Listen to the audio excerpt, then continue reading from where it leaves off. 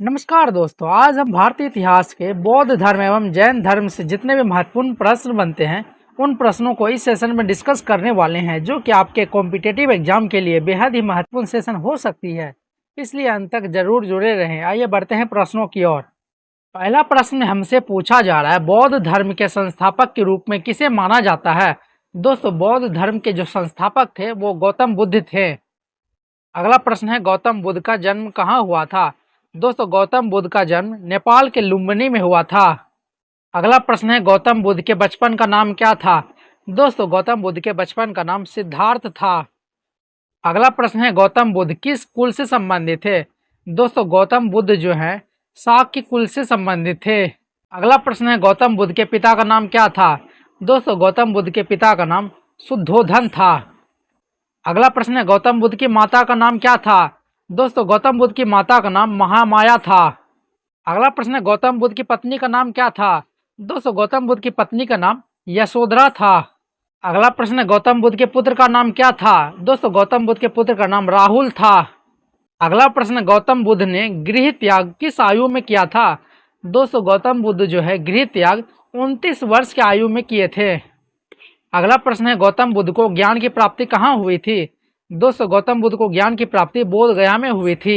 अगला प्रश्न है, मैच द फॉलोइंग, जिसमें सूची 1 को सूची 2 से मिलाना है। लुम्बिनी का जो संबंध है गौतम बुद्ध के जन्म से है। बोध गया का जो संबंध है गौतम बुद्ध के ज्ञान प्राप्ति से है। सारनाथ का जो संबंध है गौतम बुद्ध के प्रथम उपदेश से है। और कुशीनगर का जो संबंध है महापरिनिर्वाण से है। इसलिए इसका right answer option number A माना जाएगा। अगला प्रश्न है, गौतम बुद्ध ने अपना प्रथम उपदेश कहाँ दिया था। दोस्तों, गौतम बुद्ध ने अपना प्रथम उपदेश सारनाथ में दिया था। अगला प्रश्न है, बुद्ध के प्रथम उपदेश को बौद्ध परंपरा में क्या कहा जाता है। दोस्तों, बुद्ध के प्रथम उपदेश को बौद्ध परंपरा में धर्म चक्र परिवर्तन कहा जाता है। अगला प्रश्न है, बौद्ध धर्म के 4 आर्य सत्य मुख्यतः किससे संबंधित हैं। दोस्तों, बौद्ध धर्म के जो 4 आर्य सत्य हैं दुख और उसके निरोध के मार्ग से संबंधित हैं। अगला प्रश्न है, बुद्ध के अनुसार दुख का मूल कारण क्या है। दोस्तों, बुद्ध के अनुसार तृष्णा जो है दुख का मूल कारण है। अगला प्रश्न है, बुद्ध द्वारा बताए गए दुख निरोध के मार्ग को क्या कहा जाता है। दोस्तों, अष्टांगिक मार्ग कहा जाता है। अगला प्रश्न है, निम्नलिखित में से कौन अष्टांगिक मार्ग का अंग नहीं है। सम्यक यज्ञ जो है अष्टांगिक मार्ग का अंग नहीं है। अगला प्रश्न कथन एवं कारण का है, जिसमें कथन में बोला जा रहा है बुद्ध ने मध्यम मार्ग पर जोर दिया। ये तो सही है। इसका कारण जो है बुद्ध ने अत्यधिक भोग और अत्यधिक कठोर तपस्या दोनों को उचित नहीं माना। कारण भी सही है। कारण जो है कथन की सही व्याख्या भी कर रही है। इसलिए इसका right answer option number A होगा। अगला प्रश्न है, बौद्ध धर्म के 3 रत्न कौन से थे। दोस्तों, बुद्ध धम्म और संघ जो है ये बौद्ध धर्म के 3 रत्न थे। अगला प्रश्न है, बौद्ध धर्म में संघ का अर्थ मुख्यतः क्या है। भिक्षुओं का धार्मिक समुदाय को जो है बौद्ध धर्म में संघ कहा जाता था। अगला प्रश्न है, बौद्ध धर्म के पवित्र ग्रंथों का प्रमुख संग्रह किस नाम से जाना जाता है। दोस्तों, त्रिपिटक जो है बौद्ध धर्म के पवित्र ग्रंथों का संग्रह माना जाता है। अगला प्रश्न है, त्रिपिटक में निम्नलिखित में से कौन सा शामिल नहीं है। दोस्तों, उपनिषद पिटक जो है त्रिपिटक का अंग नहीं है। अगला प्रश्न है, विनय पिटक मुख्यतः किससे संबंधित है। दोस्तों, विनय पिटक का जो संबंध है संघ के अनुशासन एवं नियम से है। अगला प्रश्न है, जातक कथाएं मुख्यतः किससे संबंधित है। दोस्तों, जातक कथा का जो संबंध है बुद्ध के पूर्व जन्मों के कथाओं से है। अगला प्रश्न है, प्रथम बौद्ध संगीति किसके संरक्षण में आयोजित हुई थी। दोस्तों, प्रथम बौद्ध संगीति का आयोजन जो है अजातशत्रु के शासन काल में हुआ था। अगला प्रश्न है, मैच द फॉलोइंग, जिसमें सूची 1 को सूची 2 से मिलाना है। प्रथम बौद्ध संगीति का आयोजन जो है अजातशत्रु के शासन काल में हुआ था। द्वितीय बौद्ध संगीति कालाशोक के शासन काल में। तृतीय बौद्ध संगीति जो है अशोक के शासन काल में। और चतुर्थ संगीति जो है कनिष्क के शासन काल में हुआ था। इसलिए इसका right answer option number A माना जाएगा। अगला प्रश्न है, तृतीय बौद्ध संगीति किस शासक के काल में हुई थी। दोस्तों, तीसरे बौद्ध संगीति का आयोजन जो है अशोक के शासन काल में किया गया था। अगला प्रश्न है, तृतीय बौद्ध संगीति कहाँ आयोजित हुई थी। दोस्तों, तीसरा बौद्ध संगीति जो है पाटलिपुत्र में आयोजित की गई थी। अगला प्रश्न है, तृतीय बौद्ध संगीति की अध्यक्षता किसने की थी।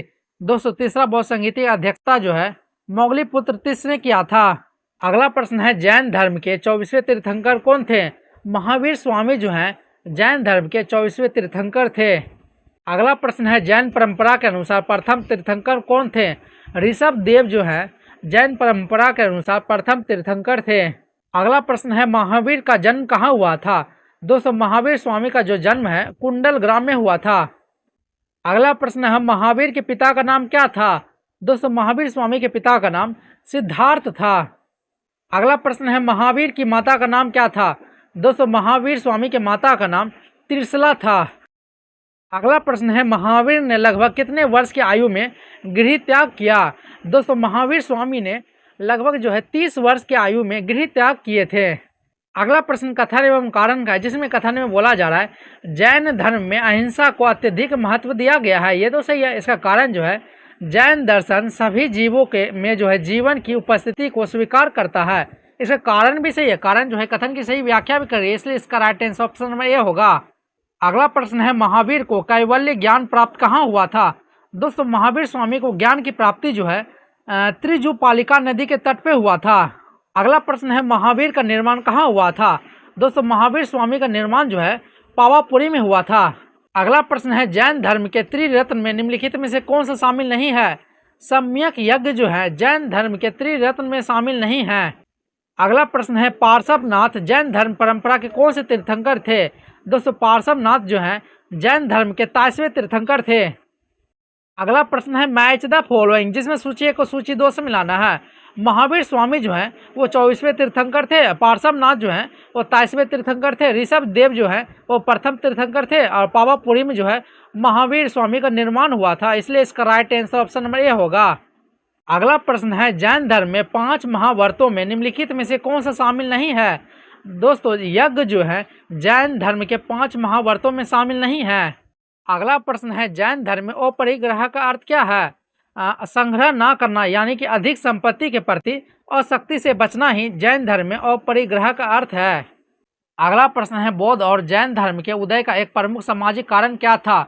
दोस्तों जटिल कर्मकांडों एवं सामाजिक असमानताओं के प्रति प्रतिक्रिया ही जैन और बौद्ध धर्म के उदय का कारण बना। अगला प्रश्न है निम्नलिखित में से कौन सा बौद्ध धर्म और जैन धर्म में एक महत्वपूर्ण समानता है। दोस्तों दोनों धर्म ने नैतिक आचरण और तप यानी कि आत्म संयम को महत्व दिया। अगला प्रश्न कथन एवं कारण का है, जिसमें कथन में बोला जा रहा है बौद्ध धर्म के प्रचार में सम्राट अशोक की महत्वपूर्ण भूमिका रही। ये तो सही है।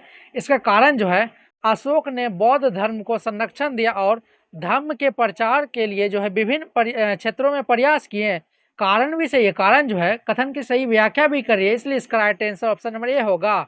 अगला प्रश्न है जैन धर्म के संबंध में अनेकांतवाद का अर्थ किससे संबंधित है। दोस्तों सत्य के अनेक पक्षों को स्वीकार करना ही अनेकांतवाद का अर्थ होता है। अगला प्रश्न निम्नलिखित में से कौन सा युग्म सही सुमेलित है। क्या बुद्ध का निर्माण पावापुरी में हुआ था। क्या महावीर स्वामी का जो है कुशीनगर में महानिर्माण हुआ था।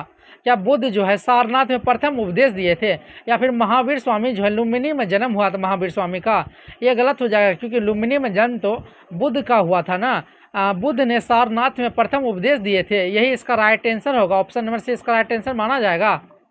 अगला प्रश्न कथन एवं कारण का है, जिसमें कथन में बोला जा रहा है बौद्ध धर्म के प्रारंभिक प्रसार में पाली भाषा का महत्वपूर्ण स्थान रहा। ये तो सही है। इसका कारण जो है बौद्ध परंपरा के अनेक प्रारंभिक ग्रंथ पाली भाषा में संरक्षित हुए हैं। ये भी सही है। कथन जो है यानी कि कारण जो है कथन की सही व्याख्या भी कर रही है, इसलिए इसका right answer option number A होगा। यही सेशन का आखिरी प्रश्न है, जिसका उत्तर आपको कमेंट बॉक्स में बताना है, जिसमें पूछा जा रहा है निम्नलिखित में से कौन सा विकल्प बौद्ध एवं जैन धर्म की मूल शिक्षाओं का सबसे उपयुक्त तुलनात्मक चित्र प्रस्तुत करता है। दोस्तों इसका राइट आंसर आपको कमेंट बॉक्स में बताना होगा। सेशन में अंत तक जुड़े रहने के लिए धन्यवाद।